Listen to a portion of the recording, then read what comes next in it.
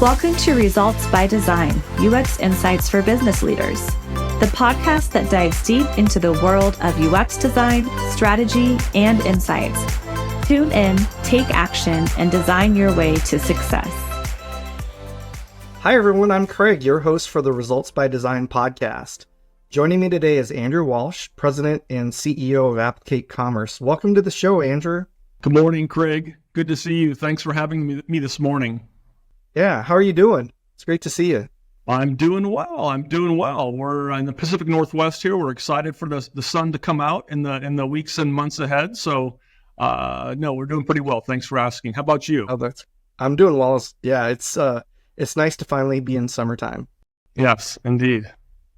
So, I'm excited to have you join us today so we can learn more about yourself, your company, and the digital transformation that you've been leading your company through. So I thought we'd get started by asking you about Applicate Commerce. Could you tell us about your company?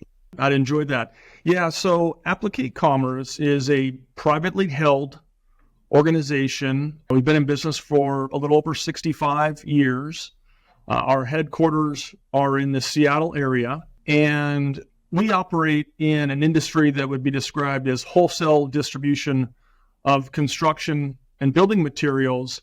And then specifically, our category is applied architectural products.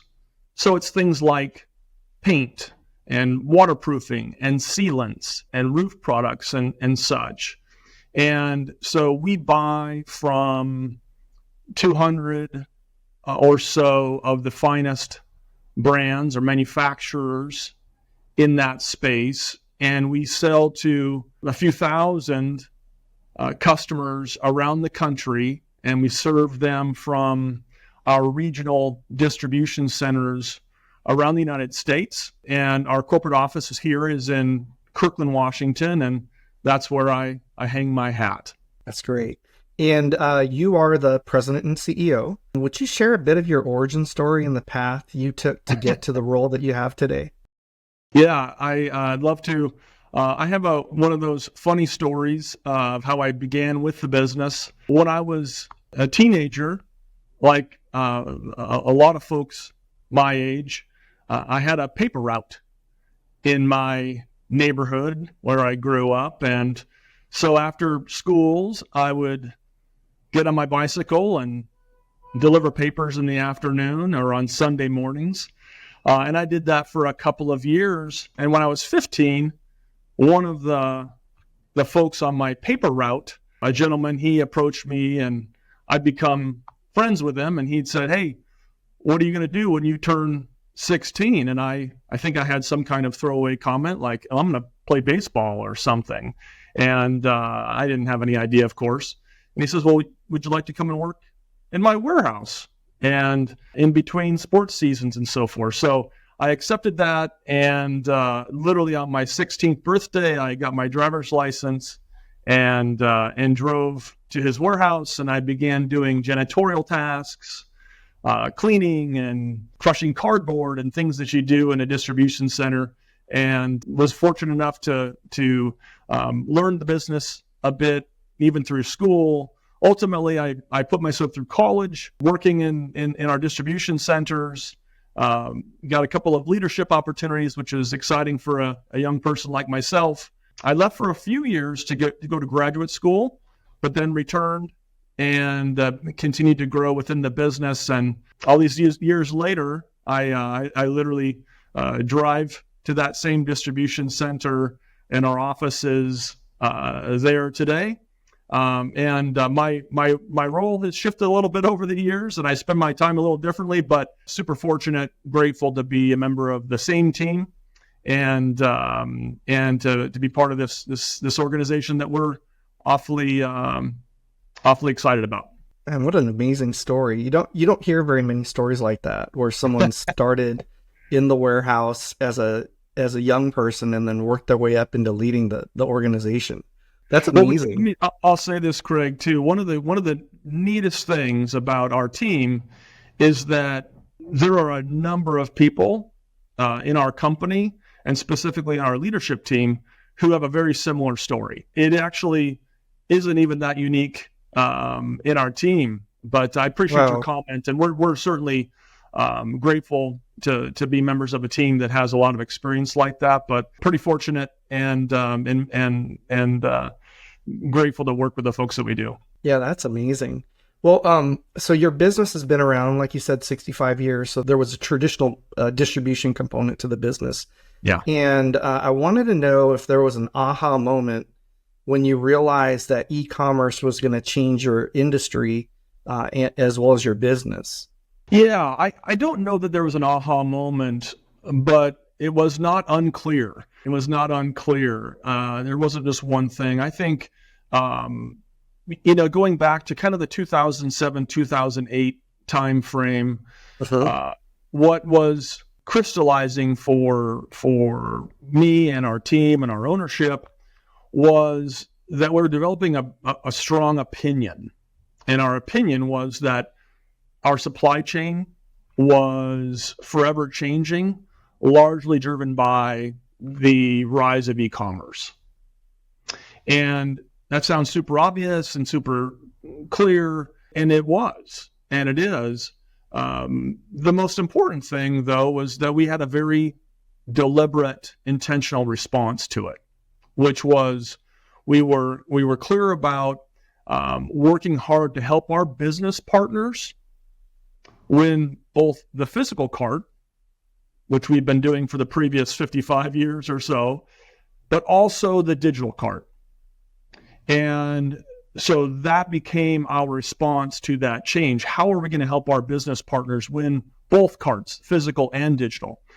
And so then really over the next, say, 15 years up to today, we invested our efforts and energy and resources really crystallizing around three areas.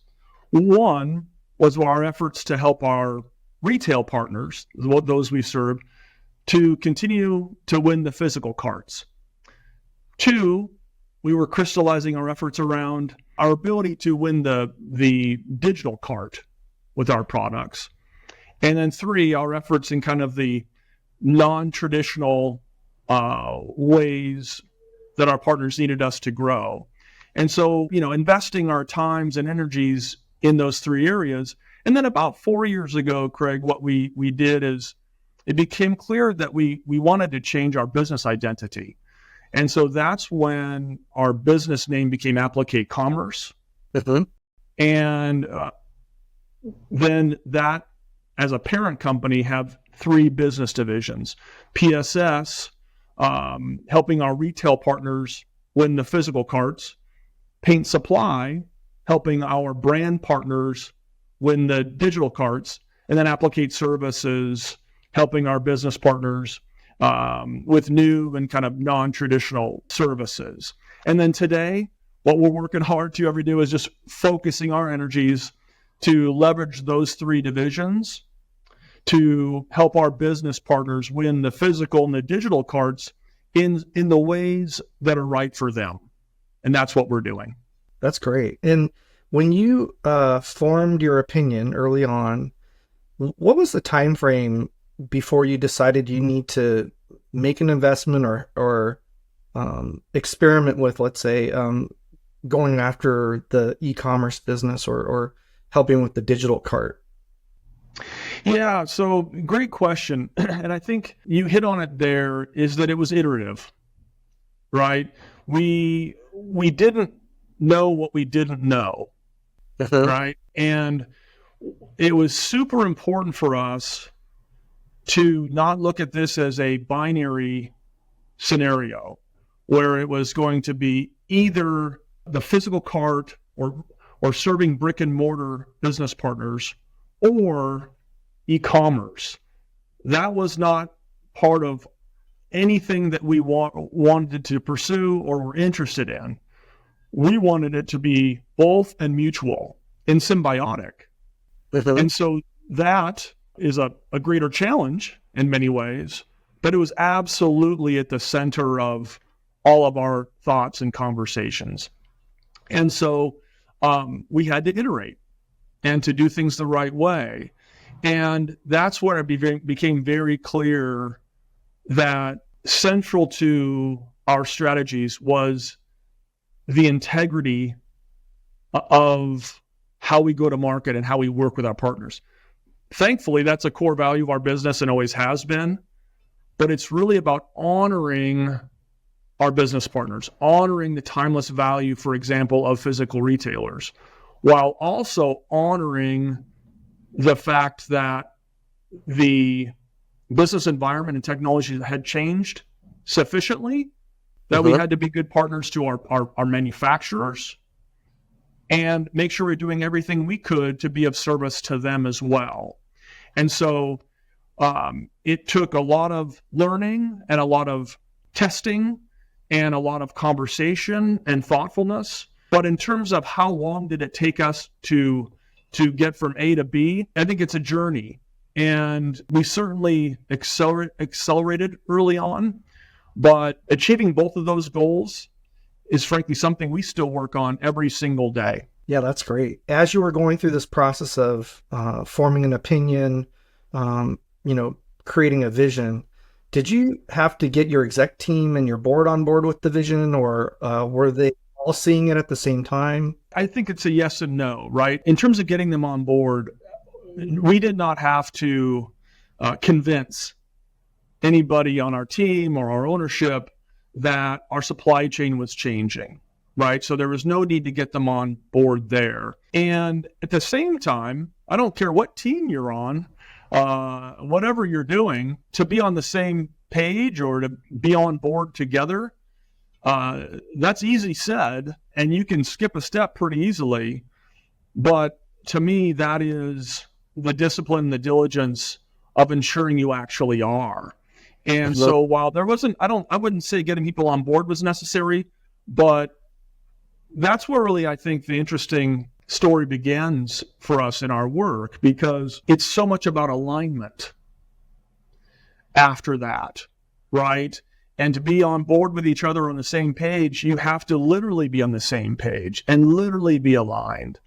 And so I'll kind of take your question and move it a little bit toward what I think were part of the strengths of our business community and our company, and how I think we navigated through that well to be on the same page or to be on board with each other, because it is so much about change management when you're evolving from A to B, or just trying to move your company forward. And for us, especially when it was complicated, right? The supply chain is one where, going back in time, our supply chain was super linear, right? We would buy products. This is going back, 30 years, 40 years, right? We buy products from a manufacturer in Ohio or in Michigan or what have you, and they ship us goods. We put it into one of our distribution centers. We add values and services around it, expertise, and we sell it to a customer. With the rise of e-commerce, that all got very different, right? It became, I would call it nonlinear. And so what we leaned on during that period, Craig, was in working with our partners, was on our relationships that we had developed for decades that were built on trust. Because anytime you're going through a change, it's never easy, whether it's our families or it's our businesses or our faith communities or what have you. You're going through a change and it's hard. And so for us, we were fortunate and are fortunate because we have a lot of business partners that we have trusted relationships with. And so that was critical to us to be able to start this evolution. And then really after that, I think the next thing was we developed a vision that we continue to refine to this day that is optimistic, right? It's a future where we're excited about where we're going, and in a future that we could look to that is prosperous and sustainable and healthy and all those things. So we create that future where we're going, the elements that you and I've talked about many times, Craig, which is about people and your values. It's about your strategy. It's about your processes, and it's about the technology, and bringing all of those things together in alignment. And frankly, that's where a company like UpTop was a great partner for us, and specifically in some of those alignment of strategy, process, and technology. How do those play and support our strategies and our people and our partnerships? So that to me was the sequence of moving through that period of change. Yeah.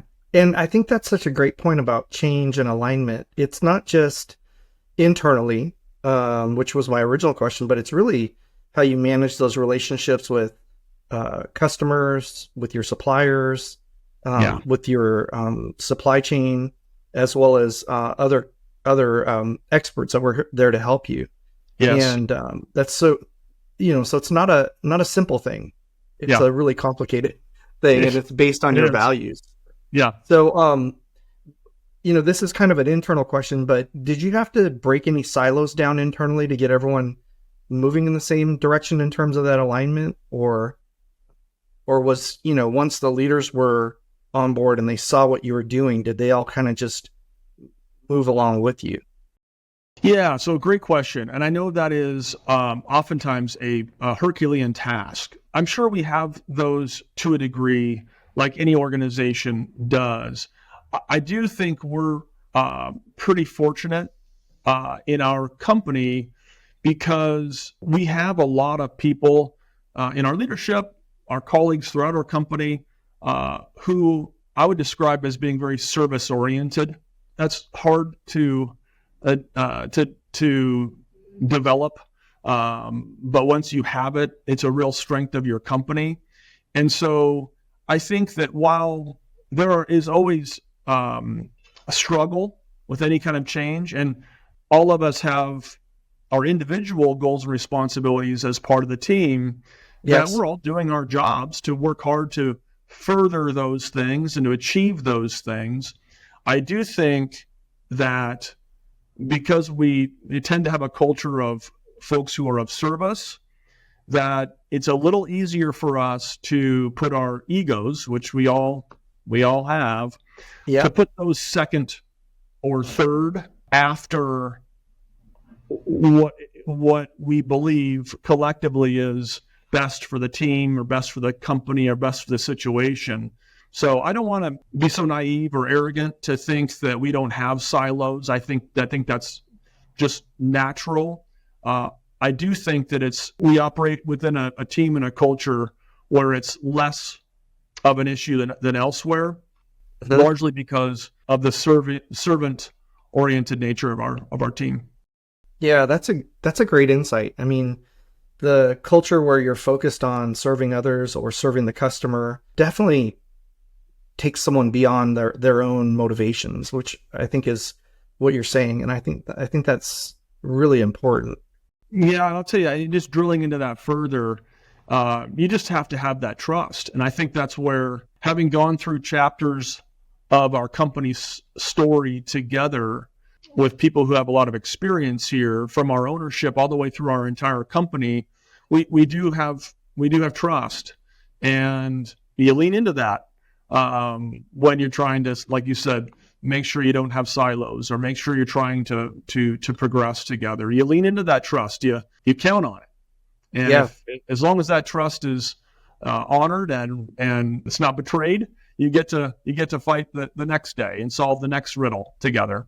Yeah, that's great. And your team has deep expertise in your industry and logistics and distribution, but this whole new world of digital business and digital transformation, how did you bring the team along and grow the digital dexterity of the team so that you could launch and grow, the digital business and all that comes with that? Yeah, really, really good point. And you're right. The DNA of our company is in operations, right? Going back to the very beginning, we've had a lot of really bright, really talented people in this company that came before, those of us that are serving today, who developed an organization that was trustworthy, right? That had operational excellence that our partners could count on, and we have been and are a dependable source of product in our supply chain, and that's in our DNA, and it's really both important and tangible within our team. So to your question, now we're entering a season of innovation and demand for innovation, which is unclear as to where that innovation is going to take us, and which in and of itself it isn't part of our company's history in terms of the predictable nature of supply chains. So we needed to grow in our ability to innovate, to think about innovation, to iterate and learn. And then right to, I think, the heart of your question is, okay, so you have all these great folks who have these skills and abilities in these areas, and you're starting to crystallize around a vision that requires them plus something else. And I think it's super common and super easy to say, well, I've got this lady or this gentleman who I trust and I care deeply about, and I think they can get it done. But the challenging part is maybe because of their lack of experience or education or something, that won't be good enough. And I think again, kind of going back to our core values of, in this case, integrity, I think that we were fortunate enough to have the individual and collective humility to say, you know what, in this area, whether it's process or it's a technology or it's a strategy development or what have you, we need help. Not because we're bad people or we're not smart people. It's just because we don't have that internal skill set or competency or expertise that to do this future well, that we're excited about, we need some help. And especially for a mid-market company where we're not going to go out and just hire legions of people, we reached out to companies like UpTop, or another company that I'll speak to is a company like The Story Future and Chris Hare and his team over there, and others that helped supplement our team where we knew we had a gap and we found folks who could help us bridge it. And then the really cool thing is that when you bring in people who have real strengths in areas, is that your teams then learn and grow and evolve. And so we become better tomorrow than we were yesterday. And you start stacking a few of those days together, and your company starts to move forward. But I think that, Craig, in answering your question, we importantly had the humility to say, whether it's Andrew or it's one of my colleagues, that's a pitch we can't hit. So we need to get somebody in here who can hit that pitch. And fortunately, we've developed partnerships with a number of smart folks who've helped us over the years to become stronger and take us to where we need to go.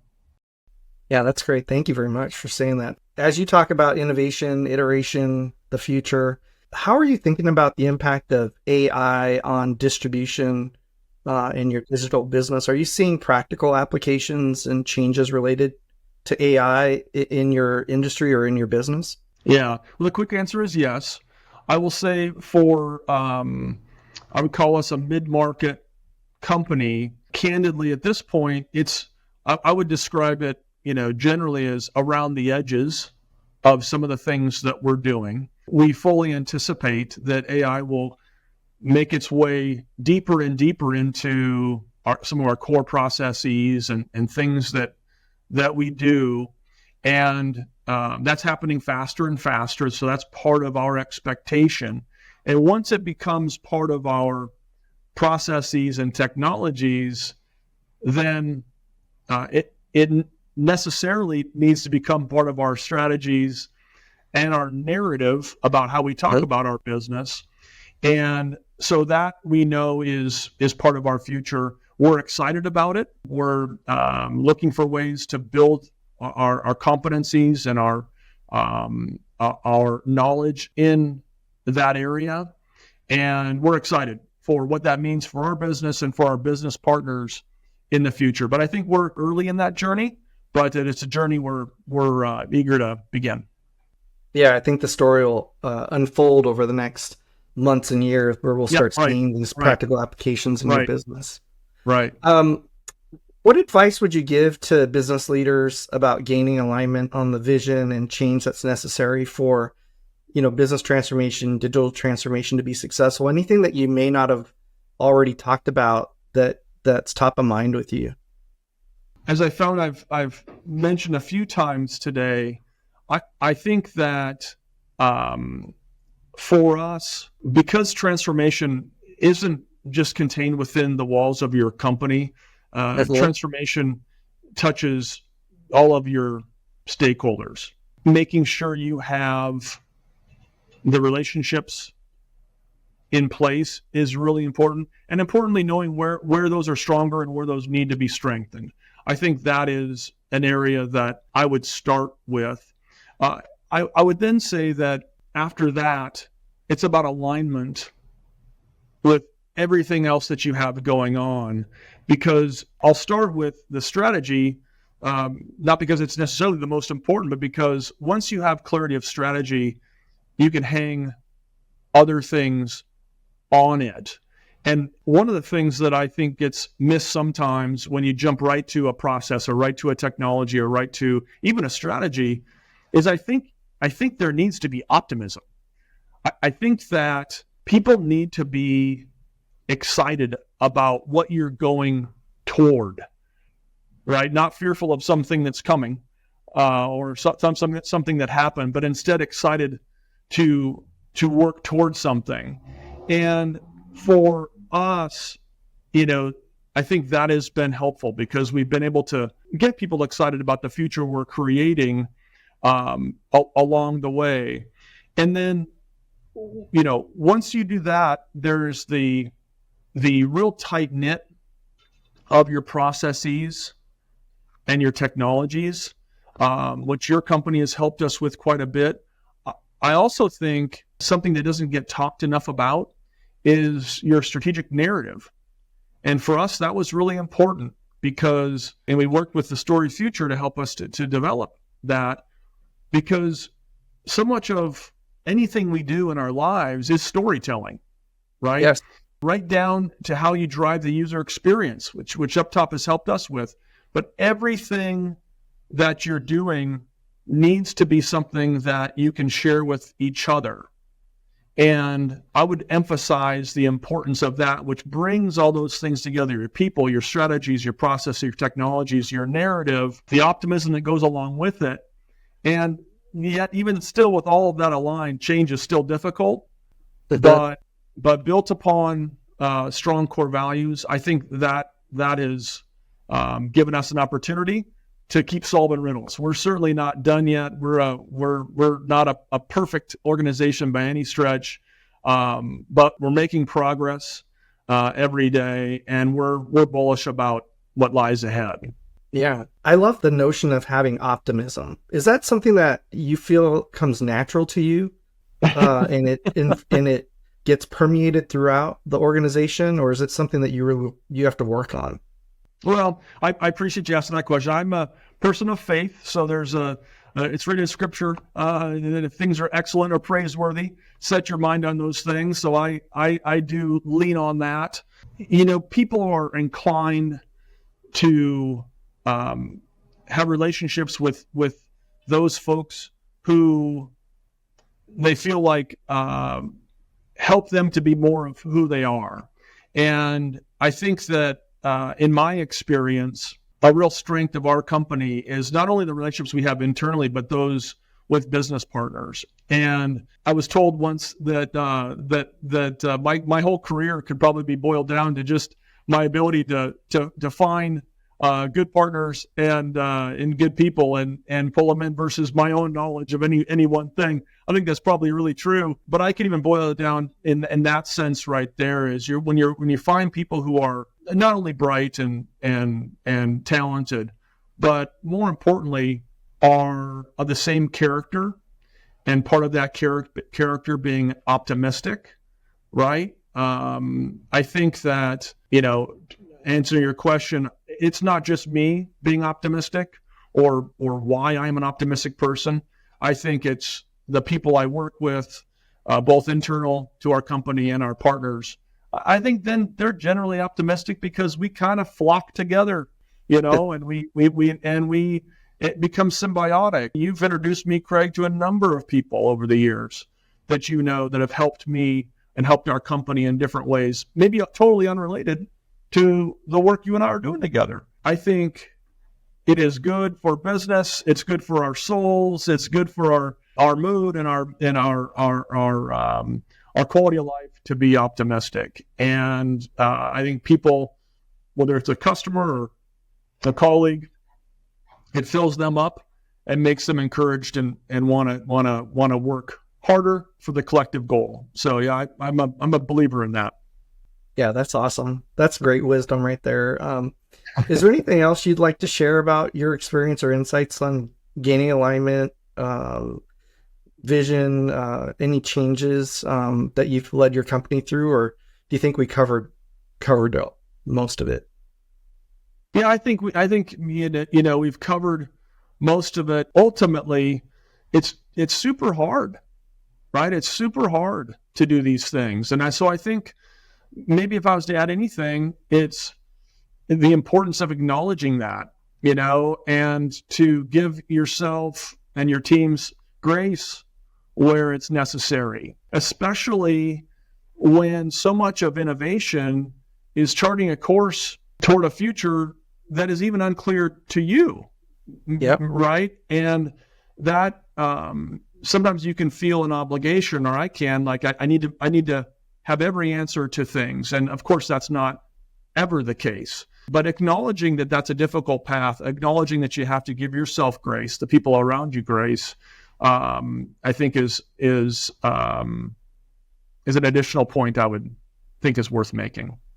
Yeah, I think that's great. It's, innovation is inherently wasteful, where you're going to try some things and it's not going to work, and you're going to need to try some things and it's not going to work. And it is hard, and having optimism and trust is going to take you a long way through the process. So I really appreciate you sharing your story and all your insights, the wisdom. I think, our audience is going to get a lot out of this conversation today. And I really appreciate your time, Andrew, for being here. Well, it's been my pleasure, Craig. I appreciate the opportunity to speak with you this morning, talk about the things that you and I grapple with every day. And I sure appreciate everything you've done for our business over the years, and wish you guys the very best moving forward. Yeah, thank you very much. Well, that's it for today's show. Join us again next time as we explore innovative approaches to enhance your products and services, optimize customer interactions, and ultimately drive success for your organization. Tune in, take action, and design your way to success. We'll see you next time. Thanks for tuning in to Results by Design. If you liked this episode, be sure to like, share, and subscribe to our YouTube channel. We are also playing on all your favorite audio streaming podcast platforms, so stay connected and join us for the next one. Results by Design is brought to you by UpTop. Our mission is to equip business leaders like you with the knowledge and tools needed to leverage UX methods and strategies to achieve tangible business outcomes and create lasting value. Whether you're a seasoned executive or just starting to explore the world of UX, Results by Design is your go-to resource for unlocking the potential of user experience to achieve remarkable results. Tune in, take action, and design your way to success.